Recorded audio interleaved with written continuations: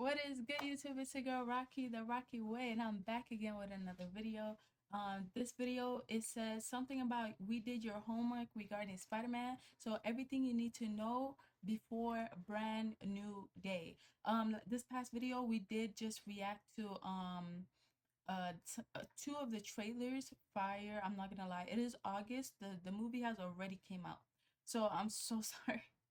But before you watch it, let's watch this together and let's check out how cool and informative this video is. Make sure you guys like, subscribe to the channel, show some love, and let's get it, y'all.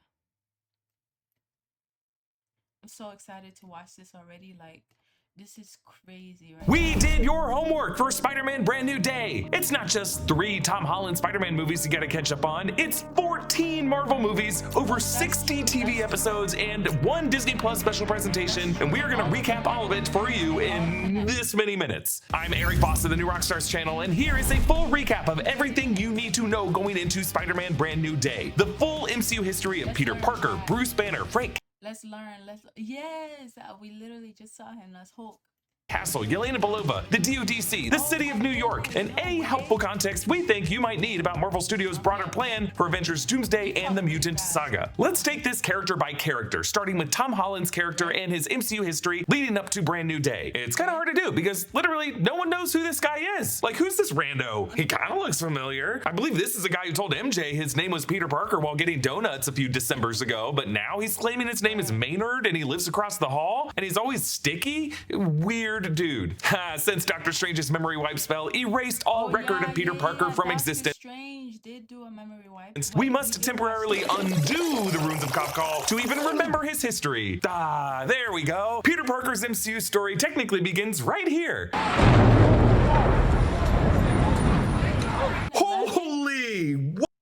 Swear 9/11 was where his Whoa, sorry to bum everyone out, but Peter Parker's birthday is technically August 10th, 2001. Peter Parker, okay, Peter Parker. I keep forgetting Tom Holland is literally from the UK or somewhere in Europe. But August 11th, it doesn't say that. It literally said date of issue July, date of expiration July. So that means, oh, date of birth August 10th.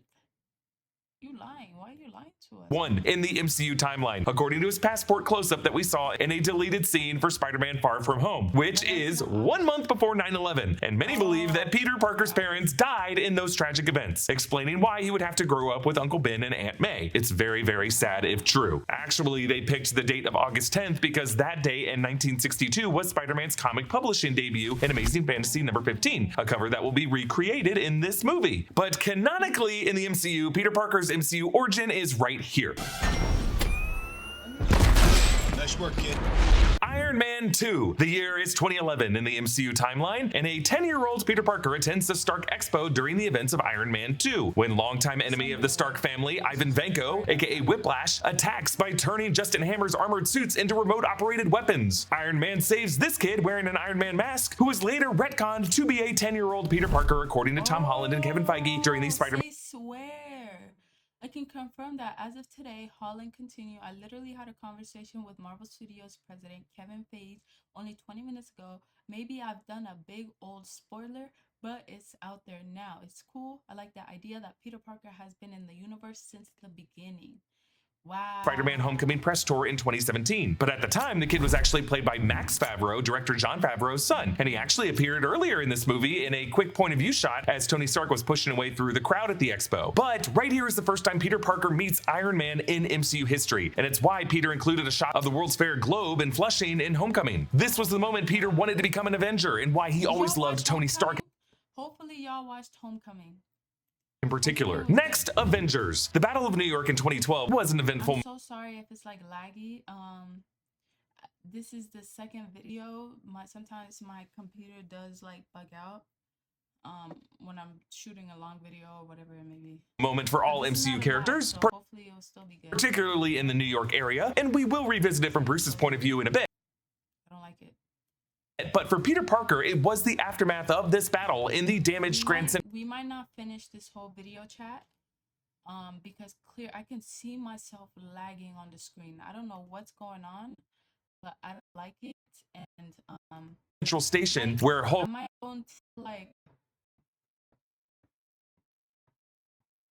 until like 7:45, and then we can do another video to continue this segment. I'm so sorry for that. I don't like the fact that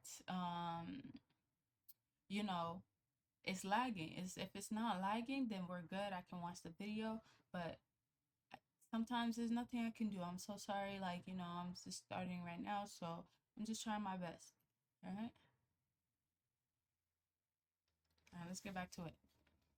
So it's just giving us a little backstory of Hulk and Thor down to Chitauri Leviathan, followed by Hulk punching Thor out of frame, where in the opening scene of 2017 Spider-Man Homecoming, Leviathan followed by Hulk and Thor out of frame, where in the opening scene of 2017 Spider-Man led by Agents Tech before getting down by the Department of Image Control, aka DOTC. We will come back to this, but on to 2016, Captain America Civil War. The Avengers are divided over the Sokovia Accords and over Steve Rogers' defense over his friend, the Winter Soldier Bucky Barnes, and things escalate from there. So Tony Stark recruits to his side of the conflict Peter Parker, a kid. Down below if you remember Civil War.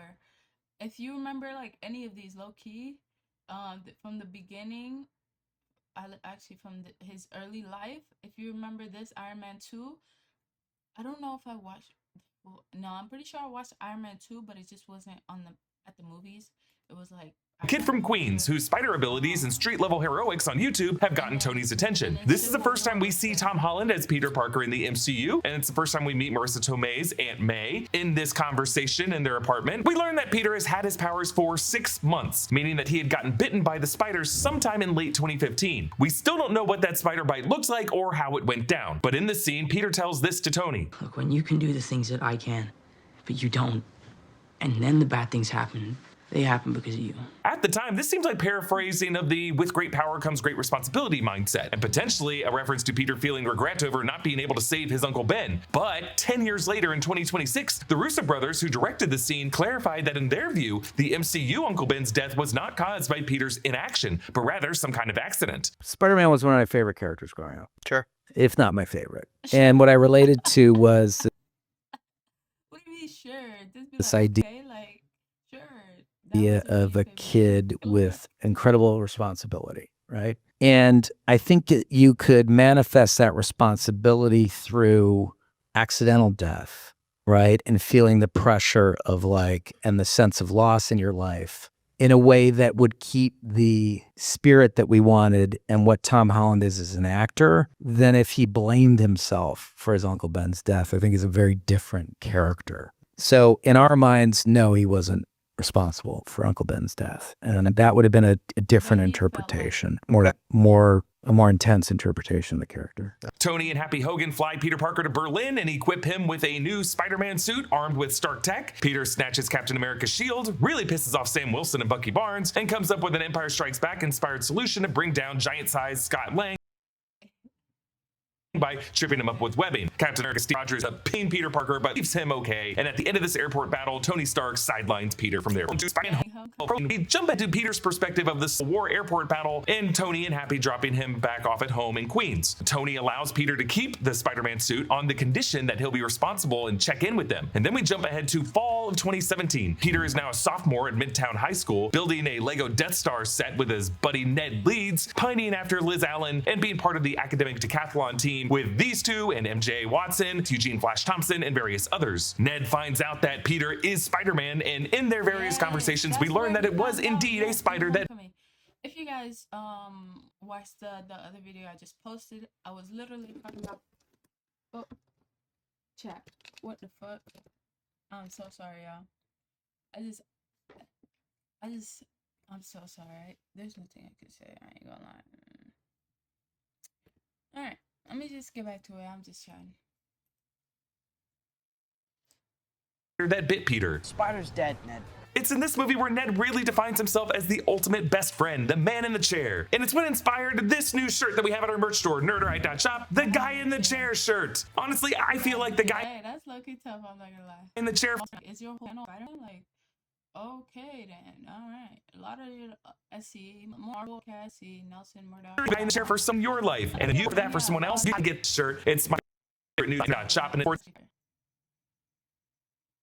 what we do here at New Rockstars. Throughout Homecoming, Peter interferes with the criminal dealings of Adrian Toombs' gang. Toombs himself uses a winged flight suit, making him the Vulture, and he's trying to sell all this scavenged super tech to buyers like Matt Gargan, aka Scorpion, for whom Toombs and his tinkerer Phineas Mason actually do build a suit that we will finally see in Brand New Day. Another buyer is Aaron Davis, played by Donald Glover, who alludes to having a nephew. I don't want those weapons. Donald Glover from Donald Glover. I don't. I remember a committee. Okay.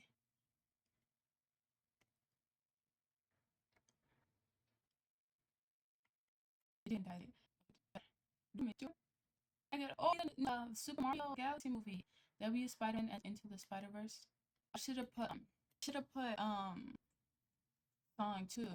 This is that's I'm thinking of the wrong person. This is America. Don't get me tripping up. I got me tripping up. I'm just saying shit like.